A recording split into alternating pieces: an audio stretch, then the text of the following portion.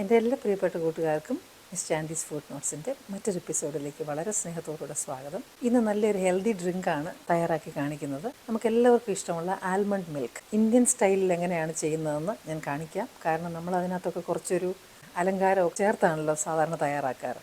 എങ്ങനെയാണ് നമ്മളുടെ ആ ക്ലാസിക് ആൽമണ്ട് മിൽക്ക് തയ്യാറാക്കുന്നത് നമുക്കൊന്ന് നോക്കാം. അപ്പോൾ നമ്മൾ ഈ ആൽമണ്ട്സ് നമുക്കൊന്ന് സോക്ക് ചെയ്ത് വെക്കണം. അത് ഓവർനൈറ്റ് സോക്ക് ചെയ്ത് വെക്കണം. അതല്ലെങ്കിൽ രാവിലെ തൊട്ട് വൈകിട്ട് വരെ സോക്ക് ചെയ്ത് വെക്കണം. കാര്യം അതിൻ്റെ തൊലി നമുക്കൊന്ന് കളയണമെങ്കിൽ അത് നന്നായിട്ട് സോക്ക്ഡ് ആയെങ്കിലേ പറ്റത്തുള്ളൂ. സോക്ക് ചെയ്തതിന് ശേഷം നമ്മൾ ഈ ആൽമണ്ട്സിൻ്റെ തൊലി ഒന്ന് റിമൂവ് ചെയ്ത് കളയണം. ഇതിങ്ങനെ നമ്മളതങ്ങ് ഉരിച്ച് നമുക്ക് കളയാം. അപ്പോൾ ഈ തൊലി ഇതിൻ്റെ എല്ലാത്തിൻ്റെയും തൊലി ഇങ്ങനെ ഒന്ന് ചെയ്ത് റിമൂവ് ചെയ്യണം. ആൽമണ്ട്സിൻ്റെ തൊലിയെല്ലാം റിമൂവ് ചെയ്തിട്ടുണ്ട്. ലിസ്റ്റ് ഓഫ് ഇൻഗ്രീഡിയൻസും അതിൻ്റെ ക്വാണ്ടിറ്റീസും എല്ലാം ഞാൻ ഡിസ്ക്രിപ്ഷൻ ബോക്സിലും വീഡിയോയുടെ ഒടുവിലും തന്നേക്കാം. കുറച്ച് നമ്മൾ കൂടുതൽ ഉണ്ടാക്കി വെച്ചാൽ നമുക്ക് ഫ്രിഡ്ജിനകത്ത് വെച്ചിരുന്നാൽ മതി. വീണ്ടും നമുക്കെടുത്ത് അത് യൂസ് ചെയ്യാൻ പറ്റും. നമുക്കിനി ആൽമണ്ട്സ് ഒന്ന് അരച്ചെടുക്കണം. ഇത് ആൽമണ്ട് മിൽക്കാണ് നമ്മൾ ചെയ്യുന്നത്. എങ്കിലും നമ്മുടെ കയ്യിൽ കാഷ്യൂ നട്ട്സ് ഉണ്ടെങ്കിൽ അതും ഇതുപോലെ എല്ലാം വൃത്തിയായിട്ട് കഴുകി അതിൻ്റെ തൊലിയൊക്കെ കളഞ്ഞ് കാഷ്യൂ നട്ട്സ് ഉണ്ടെങ്കിൽ 5-6 കാഷ്യൂ നട്ട്സും കൂടി ഇതിനോട് ഇട്ട് കൊടുക്കുക. അത് ഓപ്ഷനിലാണ്. ടെക്സ്ചർ ഇതിന് കിട്ടും, നല്ല സ്മൂത്തായിട്ട് ഭയങ്കര ടേസ്റ്റിയുമാണ്. ഇത് നമുക്ക് ഒരല്പം പാല് ചേർത്ത് ഒന്ന് അടിച്ചെടുക്കണം. ഒരല്പം ചെറിയ ചൂടുള്ള പാലാണെങ്കിൽ നല്ലതാണ്, പെട്ടെന്ന് അത് അരഞ്ഞ് കിട്ടും. അപ്പോൾ ഇത് നമുക്ക് സോഫ്റ്റായിട്ട് അരച്ച് കിട്ടിയിട്ടുണ്ട്. അത് അവിടെ ഇരിക്കട്ടെ. നമുക്കിനി ഇതിനായിട്ടുള്ള പാലൊന്ന് കാച്ചണം. ഇതിലേക്ക് പാലൊഴിച്ചു. അപ്പോൾ ഈ പാലൊന്ന് തിളയ്ക്കണം. പാലിങ്ങനെ തിളയ്ക്കുന്ന ഉടനെ അതിൻ്റെ തീ ഒന്ന് കുറച്ച് വെച്ചിട്ട് ഒരു മിനിറ്റ് ആ കുറഞ്ഞ തീയിലൊന്നുകൂടെ ഒന്ന് തിളച്ച് പറ്റാനായിട്ട് വിടുക. അത് നല്ലതാണ്. അപ്പോൾ കുറച്ചുകൂടെ തിക്കാവും. അതിനുശേഷം ഇതിലേക്ക് ഒരു ഏലക്കാപ്പൊടി ഇല്ലെങ്കിൽ ഫുൾ ഹോളായിട്ടുള്ള ഏലക്ക ഇട്ടാലും കുഴപ്പമില്ല. പിന്നെ ഇതിലേക്ക് ഷുഗർ, അത് നമ്മുടെ ആവശ്യം പോലെ മാത്രം ഇടുക. ഇനി ഷുഗർ ഇല്ലാതെ ഉപ്പ് മാത്രം ചേർത്ത് വേണമെങ്കിലും നമുക്ക് ഇത് കുടിക്കാം. അപ്പോൾ അതുകൊണ്ട് നമ്മളുടെ ഇഷ്ടമനുസരിച്ച് ഷുഗർ ഇടുകയോ ഇടാതിരിക്കുകയോ ചെയ്യാം. ഇനി നമ്മളിതിലേക്ക് അരച്ച് വെച്ചിരിക്കുന്ന ബദാം ഇട്ട് കൊടുക്കുക, ആൽമണ്ട് പേസ്റ്റ് ഇട്ട് കൊടുക്കുക. എന്നിട്ട് ഇതും ഇനി നല്ലപോലെ തിളയ്ക്കണം.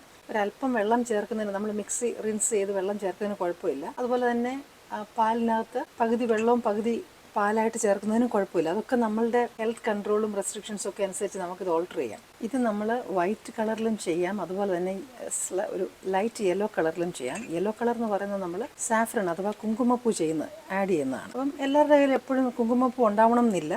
ഉണ്ടെങ്കിൽ അതൊരല്പം ചൂട് പാലിനകത്ത് അത് ഒരു 15 മിനിറ്റ്സ് വെച്ച് കഴിഞ്ഞാൽ ലൈറ്റ് യെല്ലോ കളറിൽ വരും. അത് നമ്മൾ ഇതിൻ്റെ കൂടെ ചേർത്താൽ മതി. അപ്പോൾ നമുക്ക് ആവശ്യമുള്ളവർക്ക് അത് ചേർക്കുകയും ആവശ്യമില്ലാത്തവർക്ക് വൈറ്റ് കളറിൽ തന്നെ കുടിക്കുകയും ചെയ്യാം. ഇനി അതല്ല എല്ലാവർക്കും സാഫ്രൺ മിൽക്ക് ആവശ്യമാണ്, സാഫ്രൺ ഇട്ടുള്ളതാണ് ഇഷ്ടമെങ്കിൽ ഇപ്പോൾ ഇതിനകത്തേക്ക് നമുക്ക് സാഫ്രൺ ഇട്ട് കൊടുക്കാം. അതെങ്ങനെ വേണമെങ്കിലും നമ്മുടെ ഇഷ്ടം പോലെ ചെയ്യാം. അപ്പോൾ ഇത് തിളച്ച് നല്ല പരുവത്തിനായിട്ടുണ്ട്. ഞാനതിൻ്റെ തീ അങ്ങ് ഓഫ് ചെയ്യാം. ഒരു പൊടി ഉപ്പ് ഇതിലേക്ക് ഇടുക. എന്നിട്ട് അതൊന്ന് മിക്സ് ചെയ്താൽ സാഫ്രൺ ഇടുന്നിടം വരെയുള്ള പരിപാടി കഴിഞ്ഞിട്ടുണ്ട്. ആ സ്പൂണെ നോക്കിയാൽ അറിയാം അത് കറക്റ്റായിട്ടുള്ള തിക്നെസ് ആയിട്ട് വന്നിട്ടുണ്ട്. നമുക്ക് അപ്പോൾ ഞാൻ കുറച്ച് വൈറ്റ് കളറിൽ അത് നിങ്ങളെ കാണിക്കാനായിട്ട് മാറ്റി വെച്ചെന്നേ ഉള്ളൂ. പിന്നെ യെല്ലോ കളറിൽ വേണ്ടിയതിന് നമ്മൾ കുറച്ച് സാഫ്രൺ സ്ട്രാൻഡ്സ് ഇട്ട് കൊടുക്കുക. എന്നിട്ട് ഇത് മിക്സ് ചെയ്താൽ മതി. എന്നിട്ട് ഈ ചൂടിൽ തന്നെ അത് ഇളക്കുന്ന ഉടനെ അത് ഒരു ലൈറ്റ് യെല്ലോ കളറായിട്ട് വന്നോളും.